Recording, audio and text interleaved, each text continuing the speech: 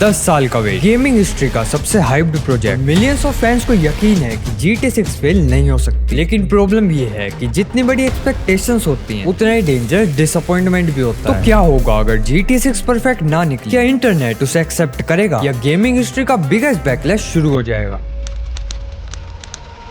काफी लोगों को ये लगता है कि भाई रॉकस्टार है, फेल कैसे होगा, और ऑनेस्टली ये गलत भी नहीं लगता। एक डेकेड से भी ज्यादा का वेट, गेमिंग हिस्ट्री का सबसे हाइप्ड प्रोजेक्ट और GTA 5 की इतनी बड़ी लेगेसी कि उसको मैच कर पाना किसी माउंटेन चढ़ने जैसा लगता है। क्योंकि GTA 6 सिर्फ एक वीडियो गेम नहीं होने वाला, बहुत लोगों के लिए उनका चाइल्डहुड होगा ही। स्कूल के बाद दोस्तों के साथ बैठे वो रैंडम मूवमेंट्स होंगे, और इसी वजह से पूरी इंटरनेट इस गेम को लेकर इतनी ऑब्सेस्ड है। लेकिन यहाँ एक चीज बहुत डेंजरस हो जाती है, और वो है प्रेशर, जो कि सिर्फ रॉकस्टार पर ही नहीं बढ़ रहा, बल्कि प्रेशर उन एक्सपेक्टेशंस का भी बढ़ रहा है। हर फैन चाहता है कि GTA 6 ग्राफिक्स में बेस्ट हो, स्टोरी में बेस्ट हो, और ओपन वर्ल्ड में बेस्ट हो, मतलब हर चीज में परफेक्ट हो। और प्रॉब्लम वहीं से शुरू होती है, क्योंकि जब एक्सपेक्टेशंस इतनी ज्यादा बढ़ जाती है, तब कभी कभी दुनिया का बेस्ट गेम भी लोगों को इनफ नहीं लगता।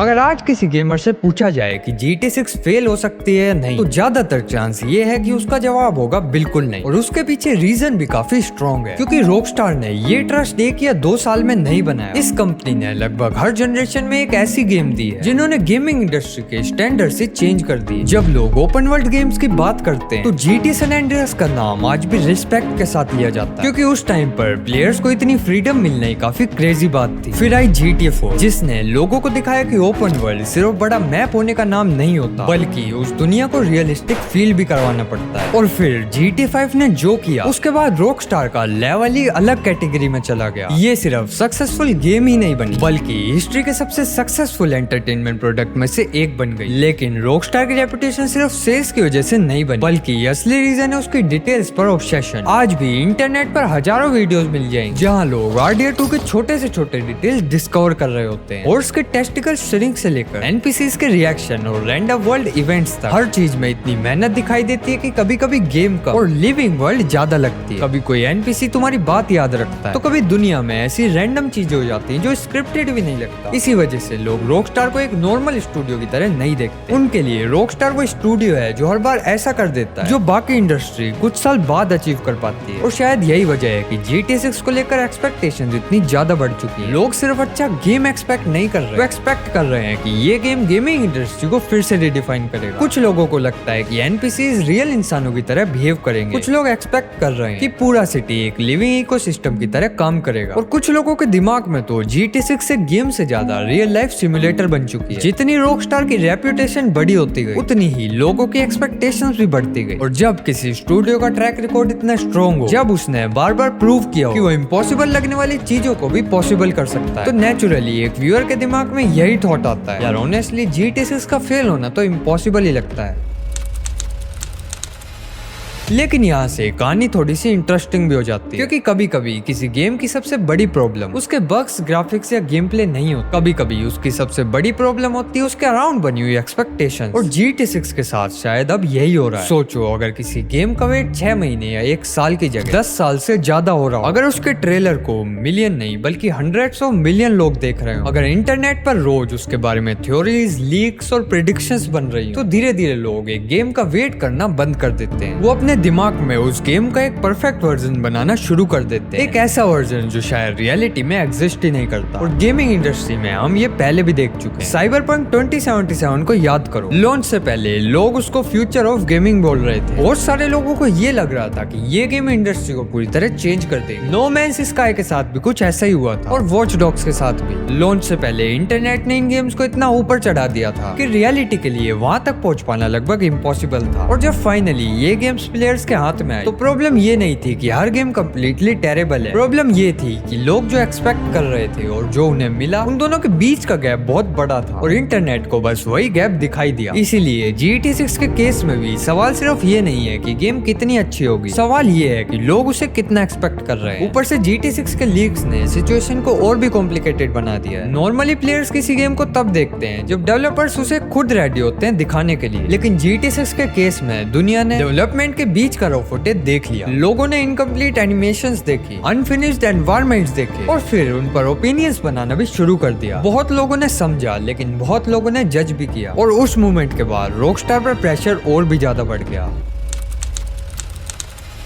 जब GTA 5 लॉन्च हुई थी तब गेमिंग इंडस्ट्री आज के जैसी नहीं थी। उस वक्त भी कंपनीज पैसे कमा रही थी, लेकिन आज के कंपैरिजन में गेमिंग का पूरा बिजनेस मॉडल ही अलग था। पिछले एक डेकेड में इंडस्ट्री इतनी बदल चुकी है कि कई बार लगता है कि हम एक कम्प्लीटली नए एरा में शिफ्ट हो चुके हैं। आज बहुत सारी बड़ी गेमिंग कंपनी सिर्फ गेम नहीं बना रही, बल्कि लॉन्ग टर्म रेवेन्यू सिस्टम बना रही। ऐसे सिस्टम जो प्लेयर्स को सालों तक गेम के अंदर रखे और लगातार पैसे जनरेट करते रहे। इसी दौरान माइक्रो ट्रांजेक्शन और लाइव सर्विस मॉडल्स का एक्सप्लोजन हुआ। पहले एक गेम लॉन्च होती थी, लोग उसे खरीदते थे, गेम कंप्लीट करते थे और स्टोरी खत्म हो जाती थी। लेकिन आज बहुत सी कंपनीज के लिए असली बिजनेस लॉन्च के बाद शुरू होता है। Battle passes, premium cosmetics, seasonal content, virtual currencies और एंडलेस अपडेट जो इंडस्ट्री का एक नॉर्मल पार्ट बन चुके हैं। और सच कहा जाए तो इस ट्रेंड को पॉपुलर करने में GTA ऑनलाइन का भी बहुत बड़ा रोल रहा है। GTA ऑनलाइन सिर्फ सक्सेसफुल नहीं है, वो गेमिंग इंडस्ट्री की सबसे प्रॉफिटेबल मशीन बन चुकी है। सालों तक प्लेयर्स गेम में एक्टिव रहते हैं, नए अपडेट्स आते रहते हैं और रेवेन्यू फ्लो होता रहता है। नेचुरली जब कोई प्रोडक्ट इतना पैसा जनरेट करता है तो कंपनीज के इन्वेस्टर्स और एग्जीक्यूटिव्स उस मॉडल को और भी इम्पोर्टेंट मानने लगते हैं। और यहीं से GTA 6 को लेकर एक इंटरेस्टिंग कंसर्न पैदा होता है। बहुत सारे फैंस के लिए GTA सीरीज हमेशा से एक क्रिएटिव एक्सपीरियंस रही है, एक ऐसी फ्रेंचाइजी जो रूल्स फॉलो करने के बजाय नए रूल्स बनाती है। लेकिन आज सवाल ये है कि क्या GTA 6 भी उतनी फियरलेस होगी या फिर उसे इतना केयरफुली डिजाइन किया जाएगा कि कोई बड़ा रिस्क ही ना लिया जाए। क्योंकि जब किसी प्रोजेक्ट पर बिलियंस ऑफ डॉलर्स लगे होते हैं तो प्रेशर सिर्फ डेवलपर्स पर ही नहीं होता, प्रेशर मैनेजमेंट पर भी होता है, प्रेशर इन्वेस्टर्स पर ही नहीं होता, प्रेशर उन लोगों पर भी होता है जो इंश्योर करना चाहते हैं कि प्रोजेक्ट फाइनेंशियली सक्सेसफुल रहे। और जब इतना पैसा स्टेक पर लगा हो तो naturally companies risky decisions avoid करती है।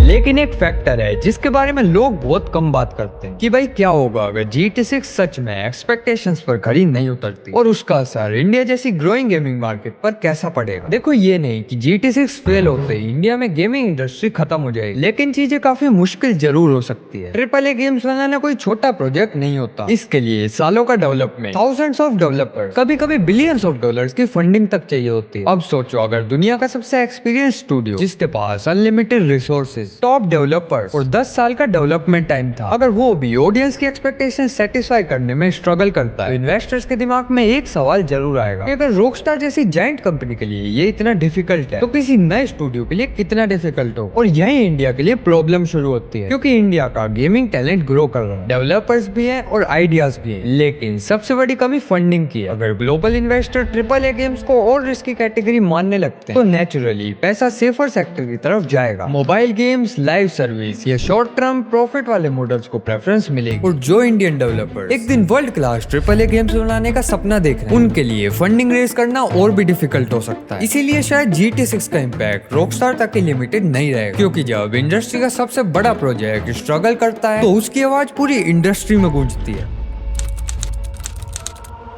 जब भी GTA 6 के बारे में बात होती है ज्यादातर लोग ग्राफिक्स, AI, फिजिक्स और रियलिज्म के बारे में बात करते हैं। कोई NPCs की इंटेलिजेंस डिस्कस कर रहा होता है, कोई मैप के साइज को लेकर एक्साइटेड होता है और कोई ये इमेजिन कर रहा होता है कि वाइस सिटी कितनी रियलिस्टिक दिखने वाली है। लेकिन अगर हम गेमिंग हिस्ट्री को ध्यान से देखें तो एक चीज बहुत क्लियर नजर आती है। लोग ग्राफिक्स को देखकर इंप्रेस जरूर होते हैं, लेकिन सालों बाद याद तो कैरेक्टर और स्टोरीज ही रहती है। आज भी जब रेड डेड रिडेम्पशन 2 का नाम लिया जाता है लोग सबसे पहले आर्थर मॉर्गन को याद करते हैं। जब GTA 5 की बात होती तो ट्रेवर की पागलपंती, माइकल के पर्सनल स्ट्रगल और फ्रैंकलिन की जर्नी लोगों के दिमाग में फ्रेश हो जाती है। और ये सिर्फ रॉकस्टार के साथ ही नहीं होता, गेमिंग इंडस्ट्री की हर लेजेंडरी गेम के पीछे एक मेमोरेबल स्टोरी या एक मेमोरेबल कैरेक्टर जुड़ा होता है। क्योंकि एंड ऑफ द डे तो ग्राफिक्स टेक्नोलॉजी के साथ पुरानी होती जाती है, लेकिन अच्छी स्टोरीज और अच्छे कैरेक्टर्स टाइमलेस बन जाते हैं। इसीलिए GTA 6 के साथ भी एक इंटरेस्टिंग सवाल खड़ा होता है, क्या होगा अगर गेम टेक्निकली ब्रिलियंट हो, ओपन वर्ल्ड इनक्रेडिबल हो, वाइस सिटी देखकर लोग हैरान रह जाएं, गेम प्ले इंडस्ट्री का नया बेंचमार्क सेट कर दे, लेकिन कहीं ना कहीं स्टोरी उतना इमोशनल इम्पैक्ट क्रिएट ही ना कर पाए जितना प्लेयर्स एक्सपेक्ट कर रहे हैं। क्या होगा अगर जैसन और लूसिया अच्छे कैरेक्टर्स तो हों लेकिन लेजेंडरी ना बन पाए? क्या होगा अगर प्लेयर्स उनके साथ वो इमोशनल कनेक्शन फील ही ना कर पाए जो उन्होंने आर्थर मॉर्गन या GTA 5 के प्रोटैगनिस्ट के साथ किया था? और ये सवाल इसलिए भी इतना इम्पोर्टेंट है क्योंकि रॉकस्टार ने खुद ही अपने स्टैंडर्ड इतने हाई सेट कर लिए कि अब लोग अच्छी स्टोरी एक्सपेक्ट नहीं कर रहे, लोग रॉकस्टार से ऐसी स्टोरी एक्सपेक्ट कर रहे हैं जो सालों तक याद रहे, ऐसी स्टोरीज जो मीम्स, डिस्कशंस और यूट्यूब ऐसे का हिस्सा बन जाए, ऐसी स्टोरीज जिनके कैरेक्टर गेमिंग कल्चर के परमानेंट पार्ट बन जाए। लेकिन अगर हम रियलिस्टिकली बात करें तो सिर्फ स्टोरी की वजह से GTA 6 का फेल हो जाना काफी इम्पॉसिबल लगता है। आखिर रॉकस्टार इस प्रोजेक्ट पर लगभग एक डेकेड से काम कर रहा है। इतने सालों में गेम प्ले के साथ साथ स्टोरी और कैरेक्टर्स पर भी बहुत काम हुआ होगा, इसीलिए चांस काफी कम है कि GTA 6 की स्टोरी जनरली खराब निकले। असली सवाल ये है कि क्या वो रॉकस्टार की पिछली लेजेंडरी स्टोरी के लेवल तक पहुंच पाएगी, क्योंकि GTA 6 को सिर्फ एक अच्छी स्टोरी ही नहीं देनी, उसे रॉकस्टार के खुद के बनाए हुए स्टैंडर्ड्स को भी बीट करना है।